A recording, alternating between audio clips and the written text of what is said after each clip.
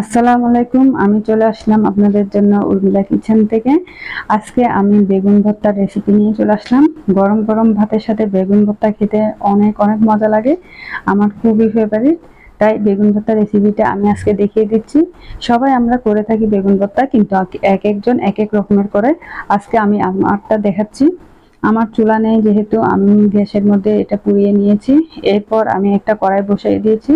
কড়াইয়ের মধ্যে আমি একটু সরিষার তেল দিয়ে তার মধ্যে আমি শুকনো মরিচ আর একটু কাঁচা মরিচ দিয়ে ভাজা ভাজা করে নিব। বেগুন ভর্তাটা আপনি এভাবে করলে দেখতে পারেন খেতে কেমন। এক একজন তো আমরা এক এক রকমের করে থাকি।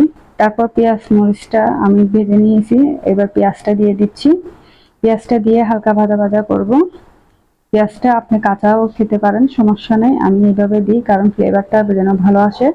তাই পেঁয়াজটা আমি এভাবে লাল লাল করে হয়ে আসলে আমি নামিয়ে রাখবো।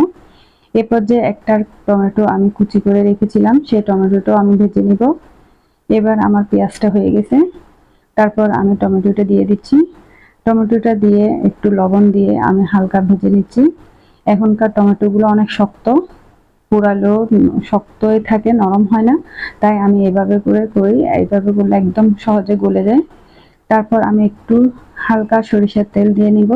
এরপরে আমি কোনো সরিষার তেল দিব না। তারপর আমি সরিষার তেলটা দিয়ে আর একটু ভেজে নিব। দেখবেন এভাবে করে অনেক ভালো তাড়াতাড়ি নরম হয়ে যায়। তারপর আমার টমেটোটা ভাজা ভাজা হয়ে আসছে প্রায়। এরপর আমি কুইজ্জাটা নিয়েছি। কুইজ্জার মধ্যে আমি পেঁয়াজ মরিচ আর শুকনো মরিচটা দিয়ে একটু লবণ দিয়ে এগুলো একটু মিহি করে পিষে নিচ্ছি। আমরা এটা মাটির কুইজ্জা বলে থাকি। আমাদের রাঙামাটিতে আমাদের সবার বাসায় বাসায় প্রায় থাকে। পাহাড়িদের বাসায় সবার বাসায় এভাবে এই কুজ্জাটা থাকে। তারা পেঁয়াজ মরিচ সবকিছু এটাতে বাটাবাটি সবকিছু এটাতে শেষ করে, তারা কোনো পাটা ইউজ করে না। এটা দিয়ে করলে ভর্তা ভাতি যাই করুক না কেন অনেক সুস্বাদু হয়। তাই আমরাও করে থাকি। দেখেন আমার ভর্তাটা এই পর্যায়ে প্রায় রেডি হয়ে গিয়েছে। সবাই ভালো থাকেন। আল্লাহ হাফেজ।